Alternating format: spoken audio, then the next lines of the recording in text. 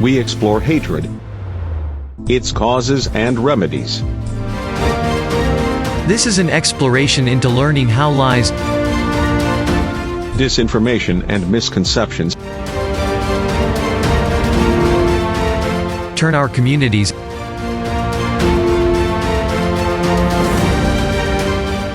into a powder keg. ready to be triggered by any social or political crisis. This is what follows the age of lies and deception.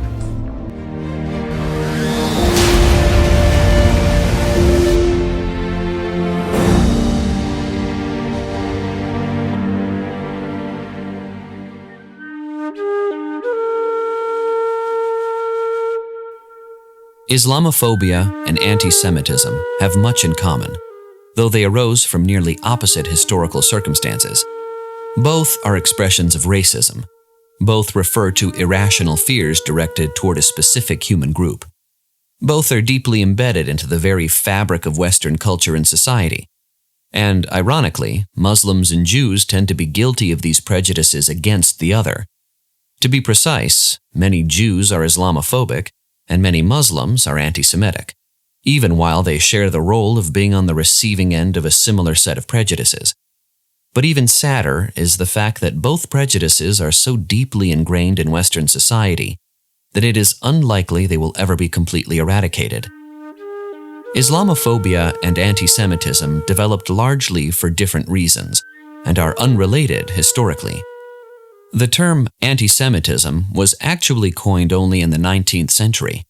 That does not mean that racist hatred of Jews did not exist before then, but the term Semite was unknown until it was invented by German linguists in the 19th century, working on identifying language families and examining their relationship. The linguists were classifying language communities, not racial communities. But since the most obvious and only Semitic language actually employed in Europe was Hebrew used by the Jews, Semite and Jew were easily associated. Jews in much of Western Europe had been freed from the ghetto and invited to participate equally in European society in the 19th century for the first time since the period of the Roman Empire. Some Gentiles, however, were staunchly against integration of Jews into the larger society. A German journalist named Wilhelm Marr wrote an article in 1880 attacking Jews for refusing to discard all aspects of their prior identity as they joined the mainstream of Europe. The article's title was "The Way to Victory of the Germanic Spirit over the Jewish Spirit." That same year, he founded a German organization committed specifically to combat Jewish engagement in German culture and to forcibly expel Jews from the country. The name of the organization was Anti-Semites Liga. Islamophobia is an even newer term than anti-Semitism. It begins to appear only in the 1980s, but became common after 9/11. In 2004, President of the United Nations Kofi Annan had the following to say about Islamophobia at a UN meeting in New York. When the world is compelled to coin a new term to take account of increasingly widespread bigotry, that is a sad and troubling development. Such is the case with Islamophobia. A 2007 article in Journal of Sociology defines Islamophobia as anti-Muslim racism and a continuation of anti-Asian and anti-Arab racism. And here is another parallel with anti-Semitism. Although Islamophobia is a recently coined term, it refers to a long history of fear and hatred of Muslims in the West that, like anti-Semitism, has had a long time to become implanted into the collective Western psyche.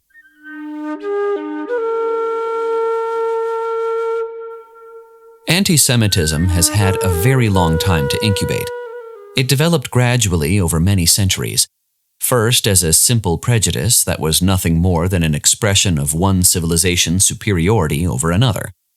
We can find the first writings expressing antipathy toward Jews and Judaism among the Greeks. The earliest writers around 300 BCE, the philosophers Theophrastus, Megasthenes, Clearchus of Soli, actually considered the Jews a nation of philosophers and were quite positive. But later, when the Jews living in Judea fought back against Greek attempts to take over their lands and impose their culture, references became increasingly negative. Like all peoples, the Greeks denigrated their enemies. In fact, however, Greek descriptions of Jews were not much different than their descriptions of other foreign peoples. They were all unfavorable one way or another. All human communities tend to consider themselves superior to other communities. In fact, there is a tendency within any human group, defined in virtually any way, sports teams, for example, to define itself as superior to all others.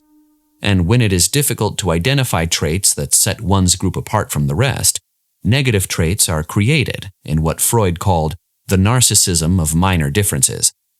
Any way in which human groups identify as groups bases that identity on the fact that there are other people who are identified as being outside the group. Those outside the group are inevitably defined as inferior.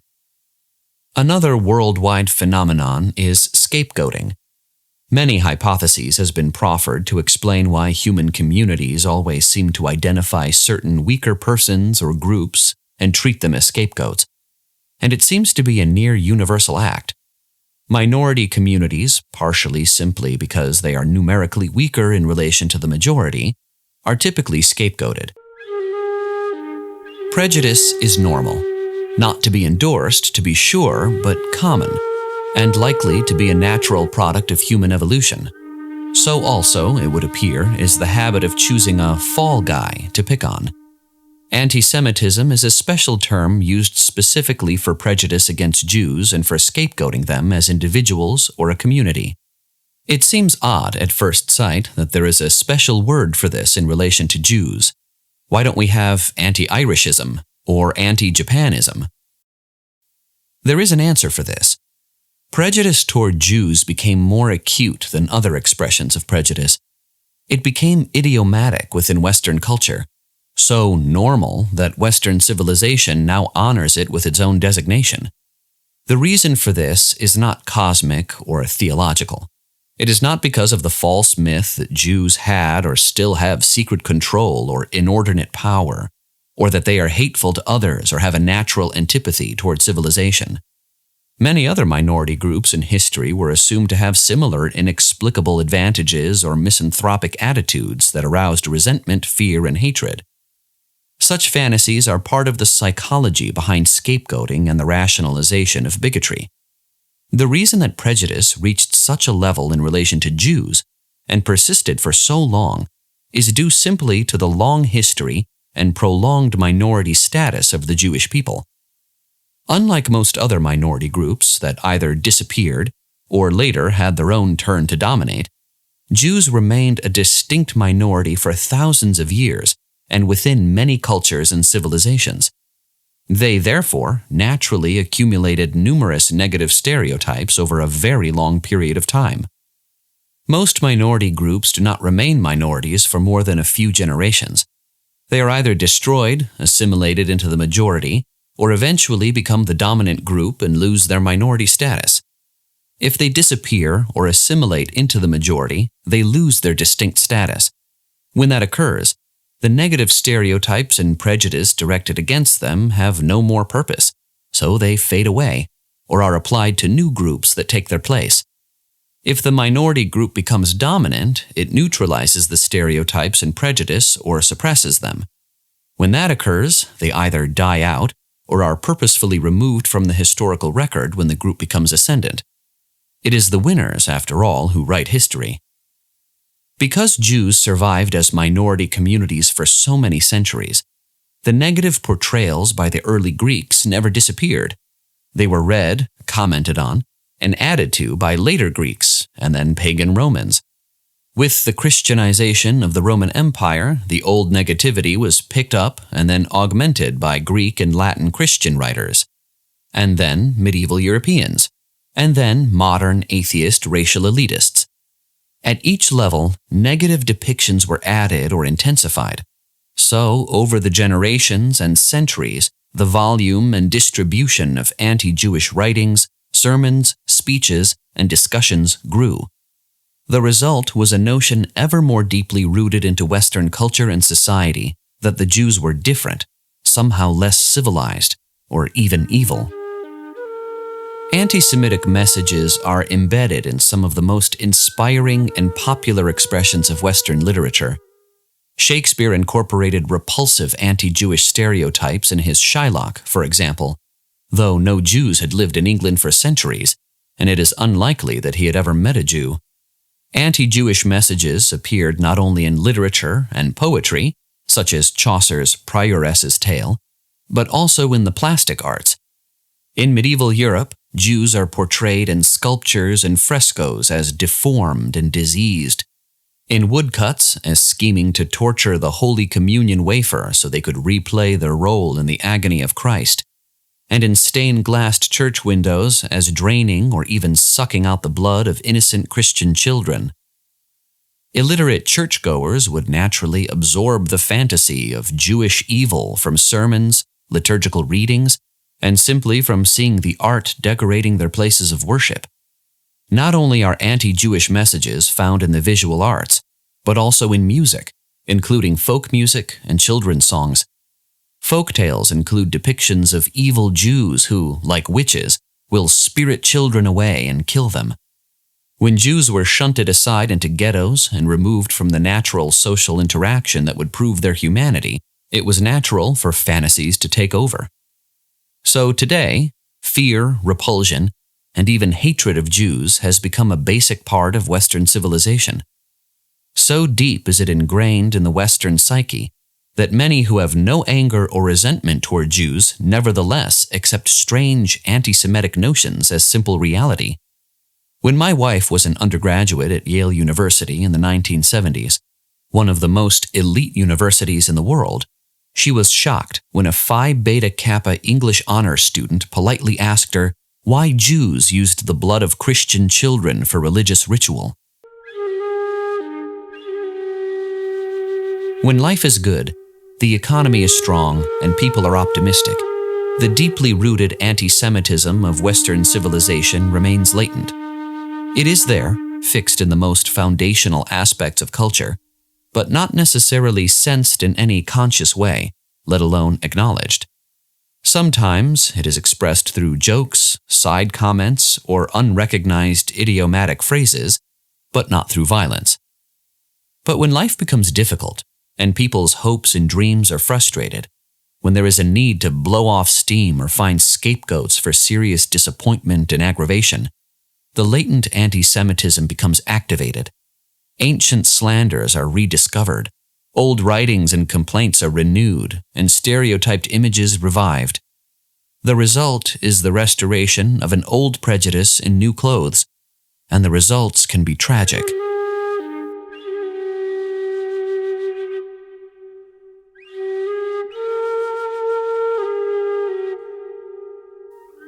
The origin of Islamophobia has some overlap with the origin of anti-Semitism. Like anti-Semitism, prejudice against Muslims derives from the core reality that humans identify with groups and tend to demean those outside their core identity group.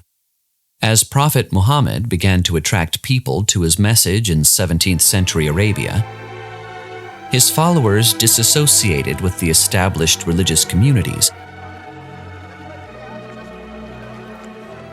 which naturally invited resistance. The establishment opposed them and branded them as deviants. Islamophobia has that in common with anti-Semitism and with prejudice against every new religion or sectarian movement, all of which are opposed by religious establishments. The new Muslim community was threatening to establishment groups in Arabia simply by virtue of being different. And difference tends to be disconcerting and arouses fear. Aside from this basic parallel, anti-Semitism and Islamophobia move in different directions, and their histories, which intertwined, differ considerably. The major cause of Islamophobia is not a history of weakness and minority survival, as is anti-Semitism, but rather a history of tremendous success, productivity, and development. Surprisingly, perhaps, The roots of Islamophobia were established centuries before the religion of Islam ever came into existence. The story begins with the well-known tension between Jews and Christians during the first centuries of the Common Era, when they disputed with one another over which expression of monotheism was the true expression of God's will. Each argued, of course, that the other's was false. This was not simply an intellectual exercise. A lot was at stake.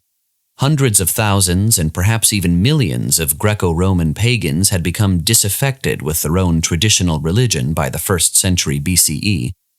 The great Greco-Roman myths of bickering gods involved in acts of deception, intrigue, and immoral behaviors may have been entertaining, but they were not spiritually enlightening and hardly ethically edifying.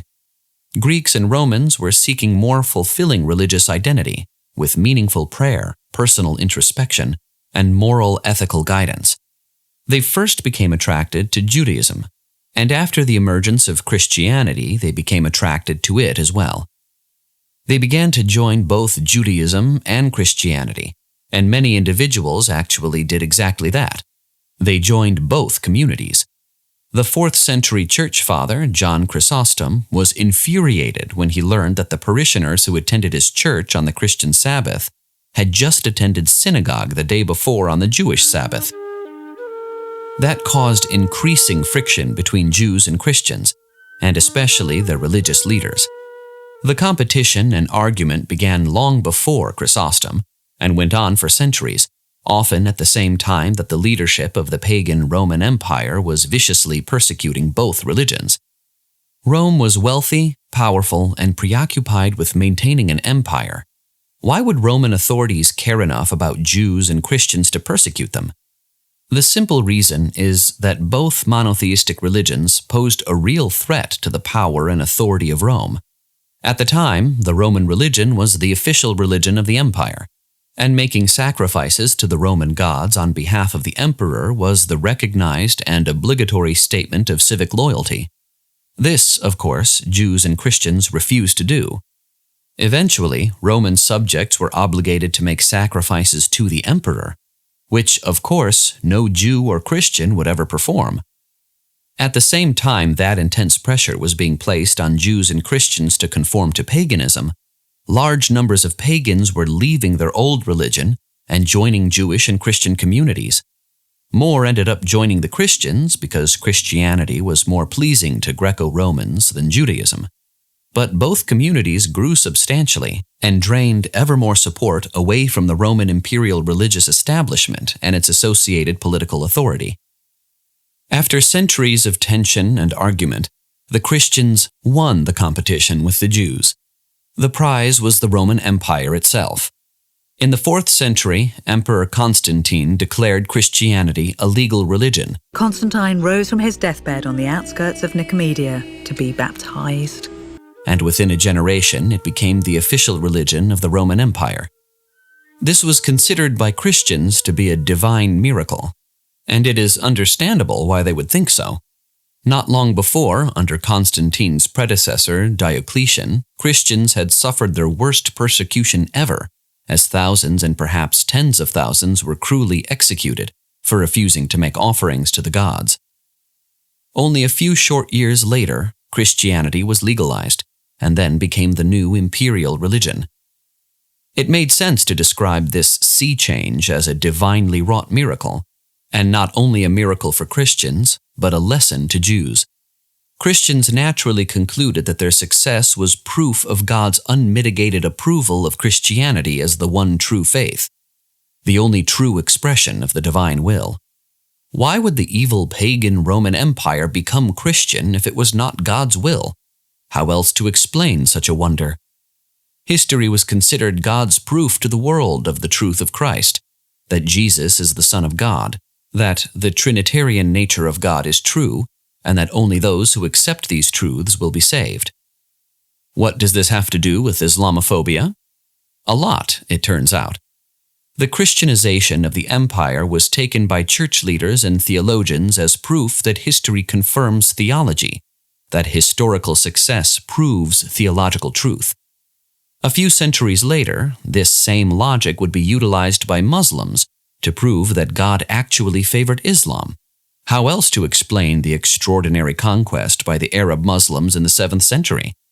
Within 20 years of the death of Prophet Muhammad, Muslim armies controlled the Middle East and much of North Africa. After only 2 more generations, the Muslim empire stretched from the Atlantic Ocean to Indian, while the Christian emperors were forced into a rump empire confined to Anatolia and a few provinces west of the Bosporus. The success of the conquest was an existential shock to the Christian world. It defied what had become a theological given, that history had proven the truth of Christianity and Christian supremacy. Suddenly, this assumption was being challenged by the Muslims. How else could a force of uncivilized desert hordes succeed in defeating Byzantium and completely dismantle the great Persian Empire, the 2 greatest empires on earth? Christian apologists, of course, explained Islam's victory and Christianity's defeat differently. One of the earliest explanations was given by an 8th century Byzantine monk named Theophanes, who wrote a famous chronicle of the Christian Empire. He explained that Muhammad was a fraud, a poor but clever epileptic, who rationalized his convulsive fits as periods in which the angel Gabriel would visit him and give him divine wisdom. The negative claims intensified. Islam's extraordinary success was eventually explained as the work of Satan. Riccolo da Monte di Croce, an Italian Dominican monk living in the 13th century, wrote that Muhammad was chosen not by God but by the devil. Archbishop William of Tyre, who grew up in 12th century Crusader Jerusalem, characterized the prophet as firstborn of Satan, who seduced the Orient with his pestilent doctrine. Peter of Toledo considered the religion of Islam to be a result of satanic plotting. Jews did not have the same perspective, because they had no political power or prestige to be crushed by the success of the conquest. In fact, the Jews initially rejoiced that the source of much of their torment under Christian rule was overwhelmed by an army of monotheists whom they considered to be more like themselves.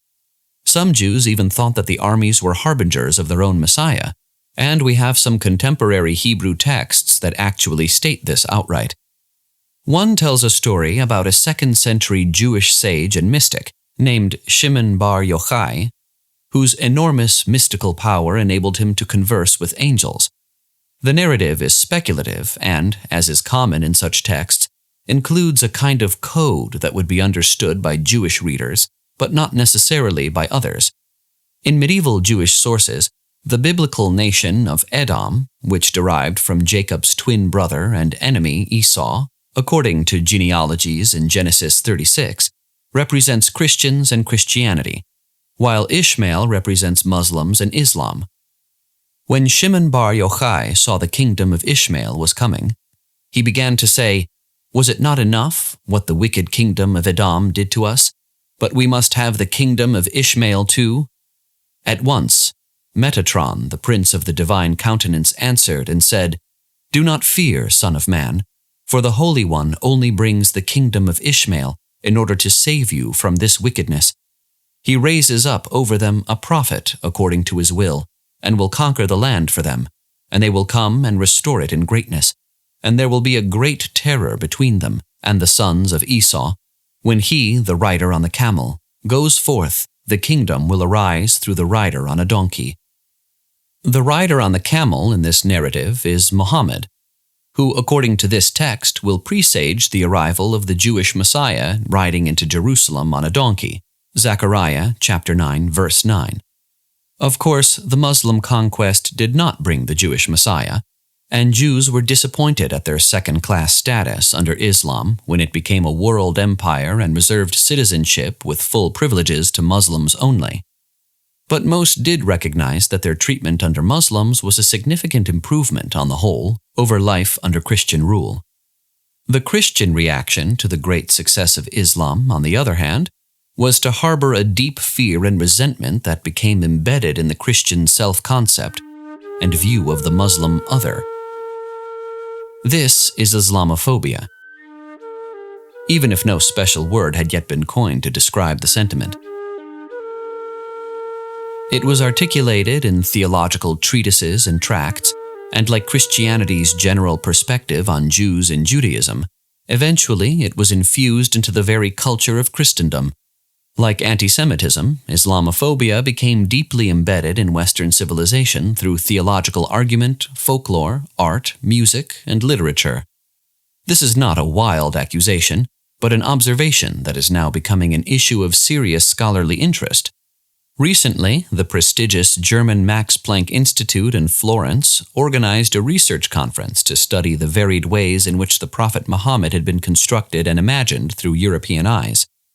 The resentment and distrust of Islam that has become so deeply infused into Western culture helped fuel the violent attitudes that resulted in the Crusades, the Spanish Reconquista, and the expulsion of Muslims from Spain, Eastern Europe, and southern Italy in the High and Late Middle Ages. Like anti-Semitism, Islamophobia can remain in latent form until it is triggered by economic, political, or social stress. Islamophobia in the West has been activated in the last decades by economic and social problems, and the increase in visibility of Western Muslims due to immigration, especially since the 1960s. Its biggest boost has been the appalling, deadly attacks by Muslim extremists against the World Trade Center and the Pentagon in the U.S., the lethal bombings in London and Madrid, and the nature of reaction by key Western leaders to these events. These heinous acts, though extraordinarily shocking and horrific, are not the cause of Islamophobia. They are the most recent trigger. The foregoing analysis has treated the phenomenon of anti-Semitism and Islamophobia in Western societies that have emerged under the influence of Christianity. This does not relieve Jews or Muslims of their own prejudices and mistreatment of other groups, including Jewish antipathy toward Muslims and Muslim antipathy toward Jews. A number of factors have contributed to tension and even hostility between these two communities, even as they have historically been singled out and often together for opprobrium in Western society. These include the phenomenon mentioned above regarding group self-definition, which eventually and inevitably includes a hierarchy of relationship that privileges the in-group and denigrates others. Another factor is the problem that new and emerging religions always suffer from the belligerence of establishment religions that inevitably consider them threatening. Once the negative representation becomes established in sacred text, it becomes embedded in the religious culture, and is therefore mechanically and automatically conveyed to every new generation of believers. A third factor behind current tensions between Jews and Muslims is the conflict raging in Israel and Palestine. This situation is one in which each of two competing expressions of modern nationalism believes that it has exclusive right to the same national territory. The core issue in the conflict is competing nationalisms, not religion, which is immediately apparent if one examines the history of the first 3 generations of activists and actions on both sides of the political divide. Only since the 1970s has the conflict been defined increasingly in religious terms, but the change in viewpoint has negatively affected Jewish and Muslim views of the other in most parts of the world. While all these issues are important for untangling and improving the complex relationship between Muslims and Jews, I am concerned here with a fourth factor, the internalization of majority prejudice within a minority community. This comes in 2 forms. One is called ethnic self-hatred, which is turning majority prejudice on one's own self and community. It should not be surprising to learn that antipathy in the dominant culture is picked up and internalized by the very communities that suffer from the prejudice. Some Jews and Muslims thus internalize antagonism directed against their communities, which can result in negative self-esteem and behaviors. Muslims and Jews share the ignoble role of being singled out historically by the West as the archetypal other. Hated and feared for centuries, fantasies of Jewish and Muslim barbarity and evil are deeply embedded in Western culture and remain at all times a latent influence on the perceptions and perspectives of Westerners. Because Islamophobia and anti-Semitism have become a core component of Western civilization, it is unlikely that these prejudices can ever be totally eradicated. Nevertheless, much can and must be done to prevent their latency from becoming activated, and to counter these forms of racism when they are activated. it is a subject requiring urgent exploration and research. The causes of strife in this complex world are many. They must never be reduced to the essentialist and false excuse of religion or racialized communities. It is not Muslims in Islam or Jews in Judaism that have caused the problems we face in this complex modern world, any more than it is gypsies or heretics. Our current problems derive from a complex set of economic, social, political, and other factors. The primitive medieval explanation of reducing all the world's ills to a single cause or community will resolve no conflict, establish no justice, and bring no peace or understanding. Muslims and Jews share the similar role of outlier in the West. They have much in common and can benefit from mutual understanding and cooperation. And it will be of enormous benefit for all parties when Muslims and Jews can work together consistently and reliably. But working together requires that both communities take stock of their own prejudice against the other and work to resolve it. Only then can they join forces successfully with progressive and affirmative people of all types to collaborate in building a world based on cooperation, dignity, and respect for people of all creeds and backgrounds.